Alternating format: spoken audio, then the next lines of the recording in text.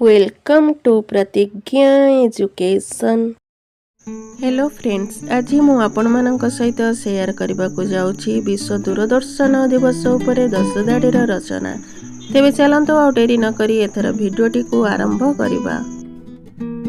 विश्व दूरदर्शन दिवस प्रत्येक वर्ष नवेम्बर 21 तारिख में पालन करा जाए।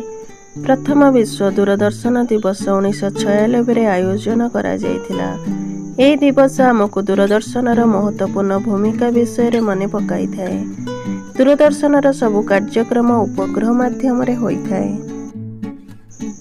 दूरदर्शन को वैज्ञानिक जॉन लुगीबेर्ड 1927 आविष्कार करथिले। दूरदर्शन द्वारा महत्वपूर्ण सूचना, देश और विदेश खबर, राजनीति, सिनेमा, कार्टून एवं खेल देखिपारती। यह द्वारा एसीआटी, यूजीसी और इग्नो आदि द्वारा विभिन्न शिक्षा कार्यक्रम प्रसारित हुए। दूरदर्शन सचेतनता एवं जोगाजोगर एक प्रभावशाली माध्यम।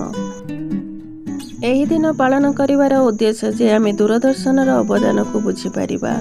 यही दिनटी मध्य सूचित करे जे आमे दूरदर्शन को बुद्धिमान भाव में व्यवहार करिबा उचित, जहा द्वारा यार सठिक उपाय रे लाभ उठा जाई परिबो।